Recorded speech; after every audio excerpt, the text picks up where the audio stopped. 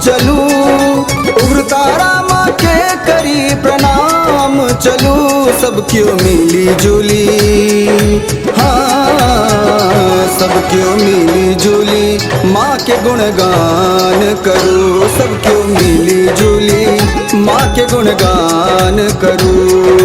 उग्रतारा माँ के करी प्रणाम चलू, उग्रतारा माँ के करी प्रणाम चलू, सब क्यों मिली जुली माँ के गुणगान करूँ, सब क्यों मिली जुली माँ के गुणगान करूँ।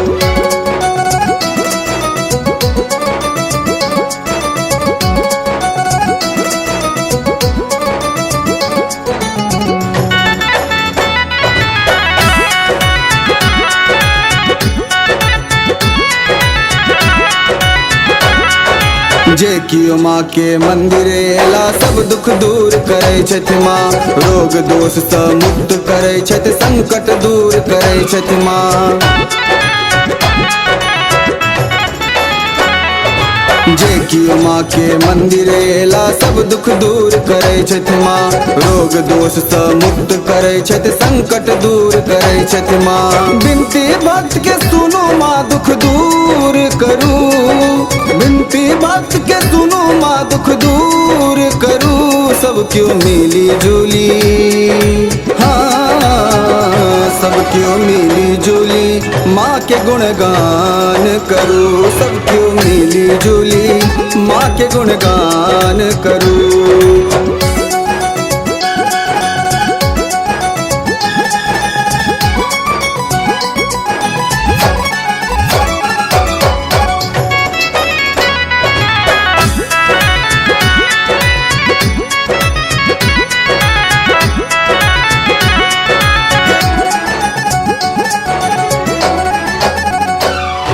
माता सती के बामाई महिषी धाम खसल छी, ओही ठाम उग्रतारा माँ के मंदिर भव्य बनल छी।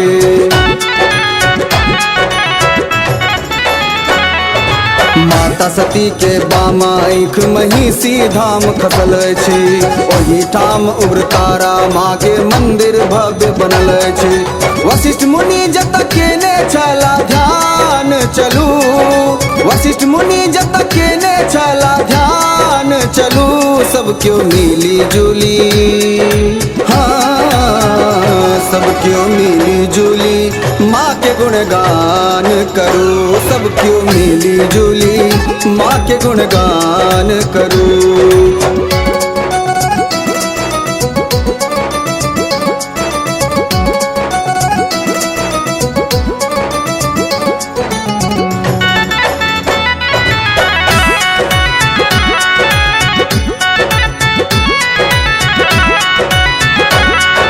नवरात्रा में माँ के मंदिर चम चम चम चम चमकै, मंदिर में माँ तीन पहर तीन रूप अति शोभै।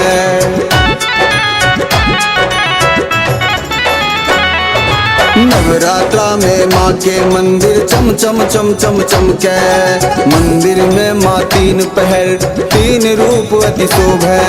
भव्य सजल छै माँ के दरबार चलू, भव्य सजल छै उग्रतारा दरबार चलू, सब क्यों मिली जुली, हाँ सब क्यों मिली जुली माँ के गुणगान करूँ, सब क्यों मिली जुली माँ के गुणगान करूँ।